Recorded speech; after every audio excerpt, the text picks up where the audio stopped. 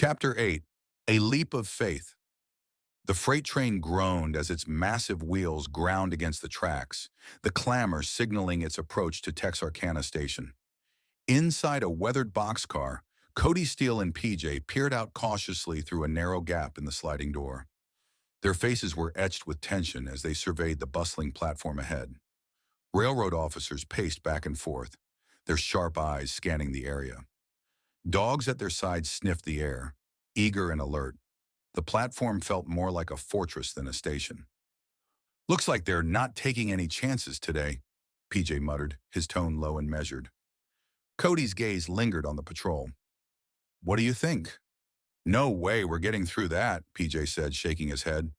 "We jump now, while we can." Cody hesitated, his eyes darting between the officers and the blurred ground outside. The train was slowing, but not enough to make this easy. He clenched his jaw and nodded.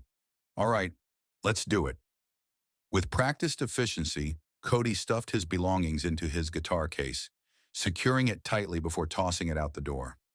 The case disappeared into the brush with a heavy thud. PJ slid the boxcar door open just wide enough for them to slip through. The wind whipped inside, carrying the screech of the slowing train. "Now!" PJ shouted.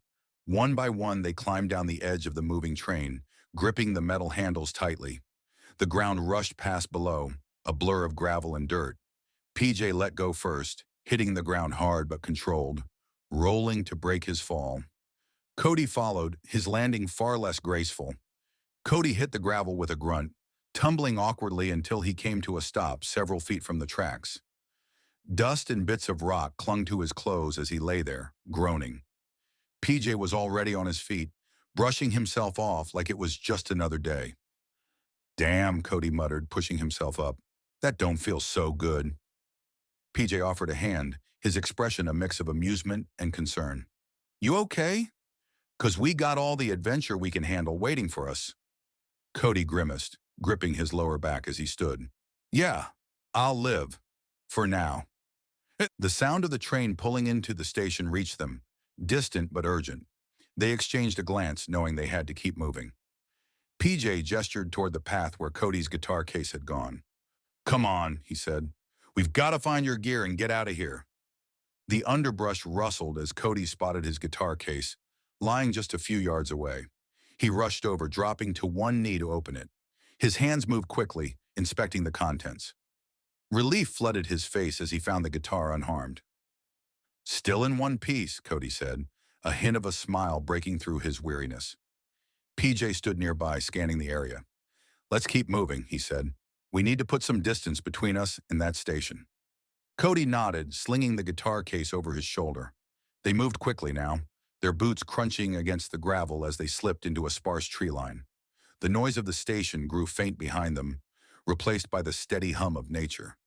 The trees closed around them, providing a thin veil of safety. PJ led the way, his steps confident, his eyes scanning for any signs of danger. Cody followed, his breath still coming in short bursts but steadying with each step. The camera pulled back, revealing the two figures disappearing into the foliage. The distant hum of the station blended with the rhythmic clatter of the freight train, moving on without them. The stark contrast between the chaos they left behind and the quiet path ahead. For now they were free, but both men knew better than to believe it would last.